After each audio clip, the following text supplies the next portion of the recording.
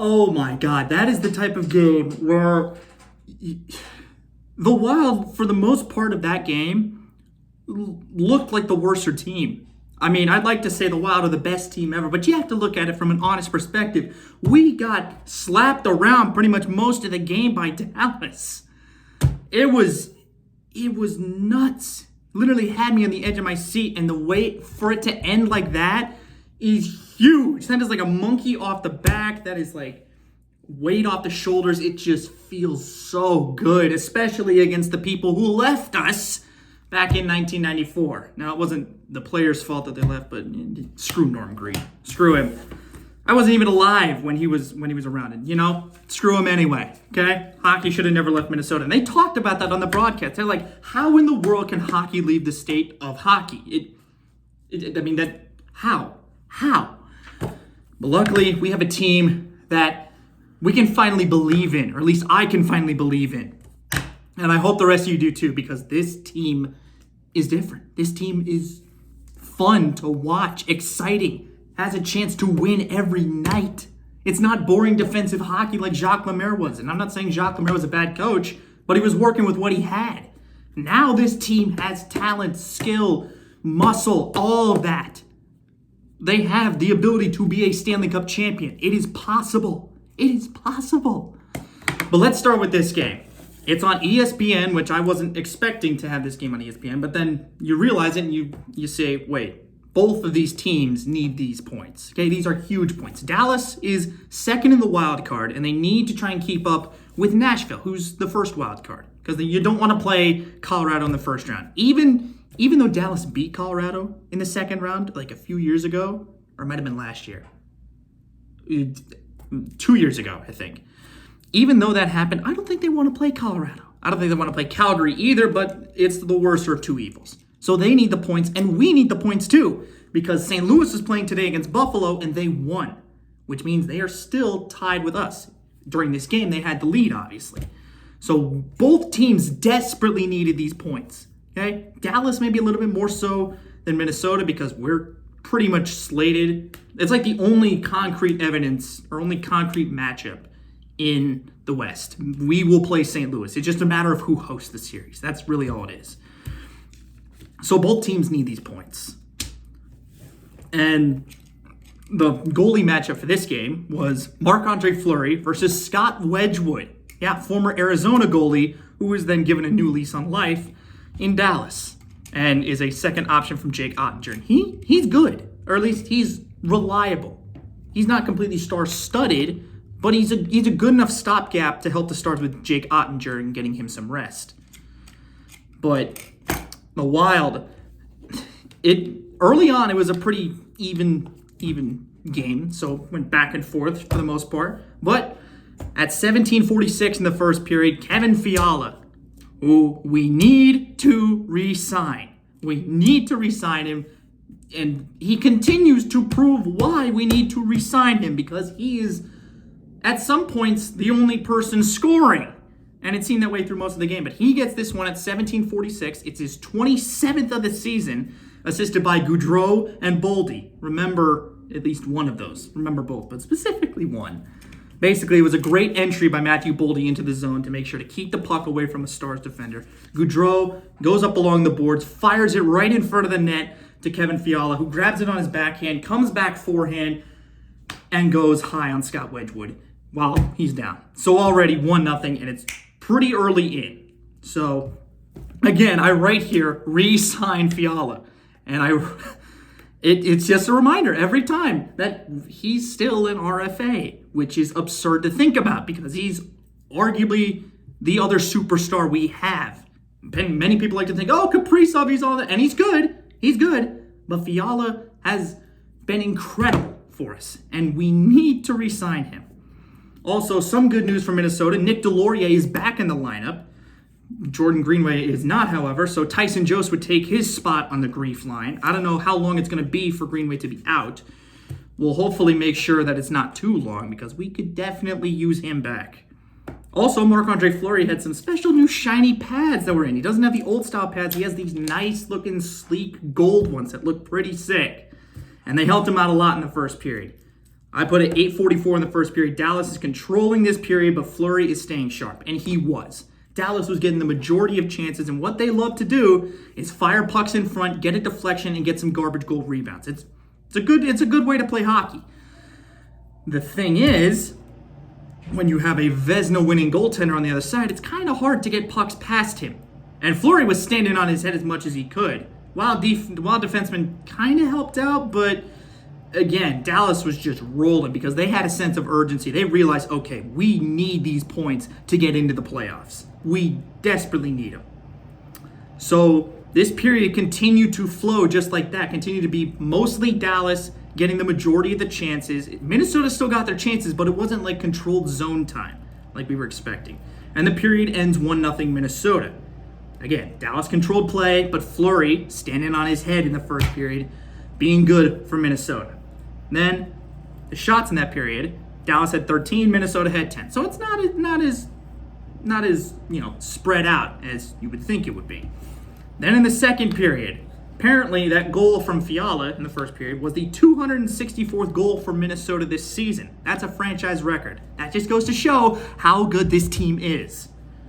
But then at 15-18, Minnesota gets into the usual trouble they always have. Penalties. And at the worst possible times. Nick Bjugstad gets an interference penalty, and Jason Robertson makes us pay, who is a pretty damn good player for the Dallas Stars. Robertson gets a power play goal at 13:58, his 35th of the season, assisted by Rope, Hintz, and Joe Pavelski, part of that dangerous top line from the Dallas Stars. Basically, Hintz throws this puck in front of the net after going behind the net, and Robertson fires one right at Fleury's pads, and then he grabs his own rebound and just cashes it in. So it's 1-1 that quickly. Then at 13-15, the game really started to get chippy and started to, kind of seem like a playoff atmosphere. Because the earlier meetings between us and Dallas had usually been blowouts by one team. There was some points where Dallas was killing us. There was a game where we killed Dallas. And it none of these games really seemed that close. This one was different. This one was a playoff style game. And that really started at 13-15 in the second period. Then, at 9-11 of the second period, Ryan Hartman gets a slashing penalty. So again, Minnesota's on the penalty kill. And of course, no, never mind. Because what I'd never expected to happen, happened. Kevin Fiala gets a shorthanded goal, his 28th of the season at 8:24, assisted by Freddie Gaudreau, who has both assists so far. Basically, Fiala ends up stealing this puck at the blue line after Radulov can't really handle it, trying to keep it in. Puck bounces over to Gaudreau. Gaudreau goes up into the rush with Fiala. Gaudreau fires a lead pass that somehow sneaks through the Dallas defenseman, goes on Fiala's stick. He gets a breakaway, and he just deked out Scott Wedgwood. And already it is 2-1 Minnesota, scoring a shorthanded goal.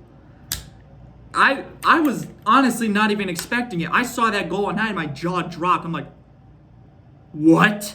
That happened? And lo and behold, yeah, it did. It did. So it's 2-1 Minnesota. It's the first shorthanded goal of Fiala's career. It's only the second one from Minnesota at all this season. That's something I never expect from Minnesota. For our penalty kill to be so good that it hurts the other team. But thank God it did.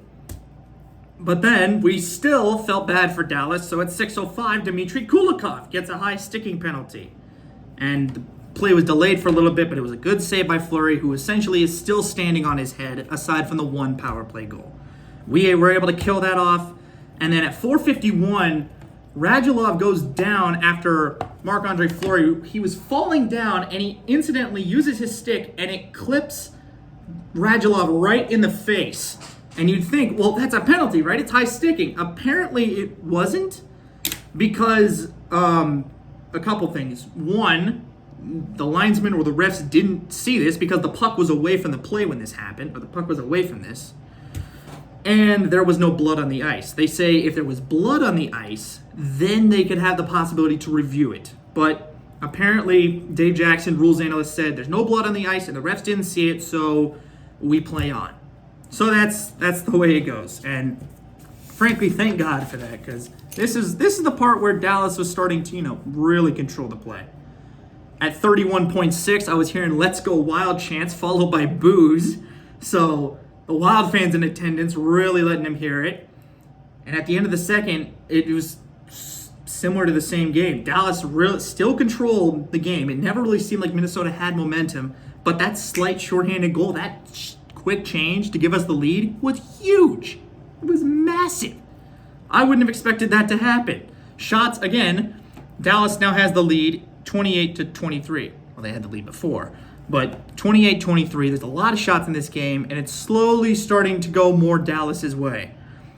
And then it really went Dallas's way, because 55 seconds into the third period, only 55 seconds in, Jason Robertson gets his second of the game and his 36th of the season, assisted by Roope Hintz and Miro Heiskanen.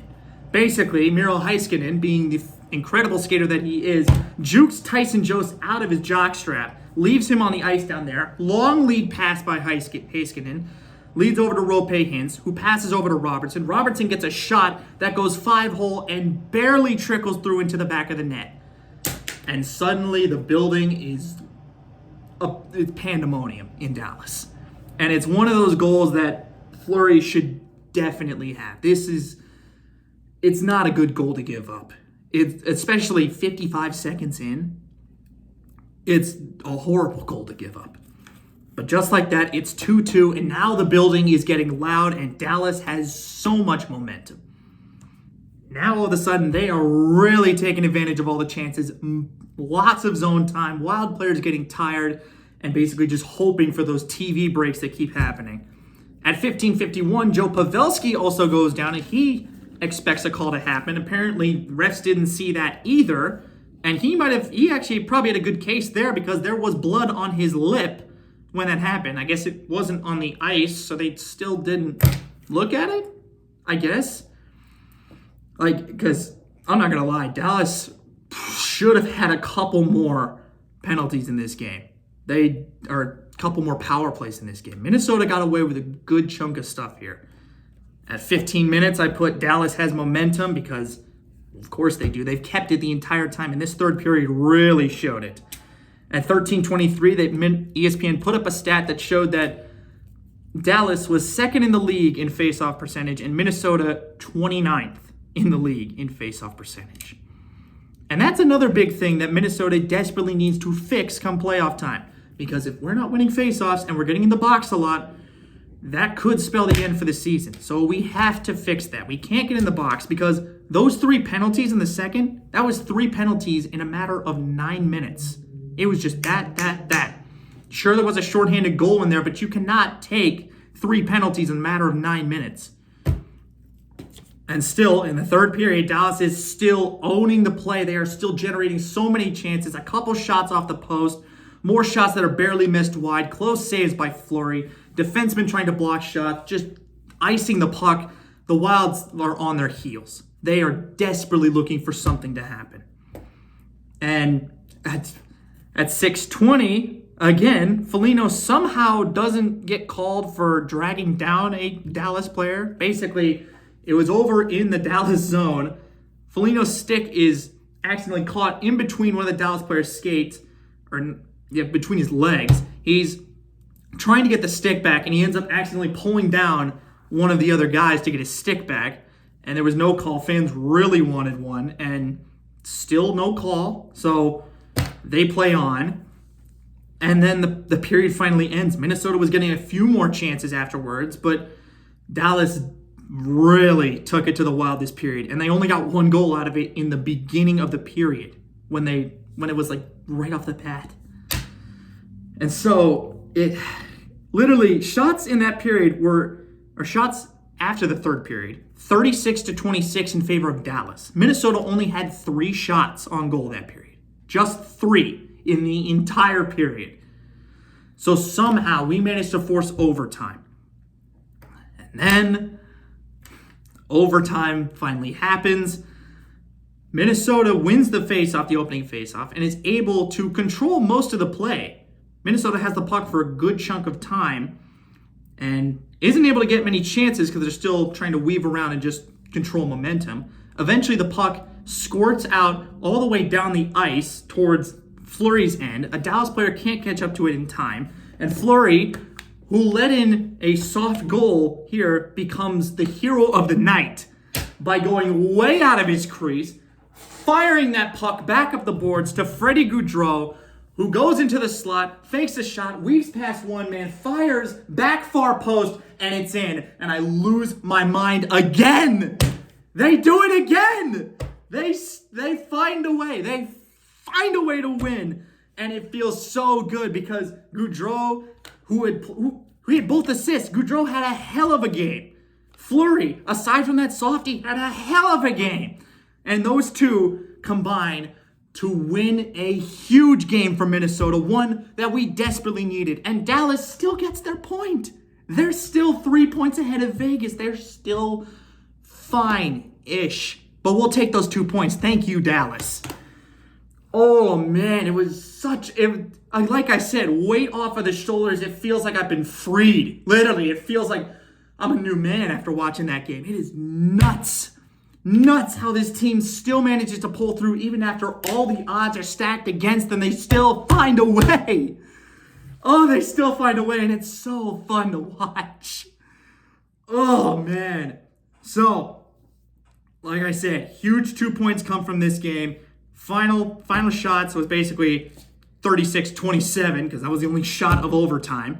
Our record is now 46-21-6, which is equivalent to 98 points, which is still tied with St. Louis for second in the Central. And we still have a game in hand on them. But guess what the next game is? Saturday, 3 Eastern on ABC in St. Louis. That is the biggest game of the year. Not only is it a playoff preview, because that's who we're going to face. I highly doubt it's going to be Nashville at this point. That is probably who we're going to face, most likely. But that game could almost decide who gets home ice, because we are both tied in this. We win that game, we get 2 points ahead of St. Louis. If St. Louis wins that game, they get 2 points ahead of us. Sure, we have a game in hand, but they also have another stat that is on their side: regulation wins. Because if teams are tied in points and there's no games remaining at the end of the season, it will go to whoever has the most wins in regulation. St. Louis has 39. We have 33. So we desperately need to win that game. Essentially, we need to win the rest of these games because St. Louis just can't lose now. I don't know what it is about them, but getting a win in their building is massive, absolutely massive, because we know that we are going to face that team in the playoffs. So we might as well get used to them, and we might as well have some fun with it. I'm hoping we get Greenway back. I'm hoping we eventually get Merrill or Dumba back, but it might just be better to hold them out for the playoffs. Who knows? Or hold them out till the playoffs. But like I said, Saturday, 3 Eastern, that's noon my time because I'm out here in Arizona. So that's noon my time. I got to wake up early for that. But it's on ABC and it's in St. Louis. I'm really hoping we get Big Game Bob again. That was Bob Wischusen, the guy that did the call for us tonight with Brian Boucher. He's known for doing the Jets radio calls and a couple games for college football on ESPN. Please give him Bob again, okay? Even if we lose, he brings so much energy to the booth, and it's so much better than Leah Clark and John Bucci-Gross. Steve Levy's okay, but he's not Bob. He's not Bob. So give us Bob.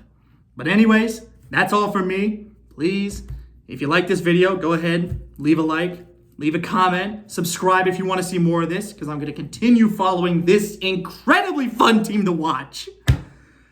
Oh man, it feels good to finally have a team that pulls through, that gives us a chance. It feels good. It feels good. And I will talk to you all later. Peace.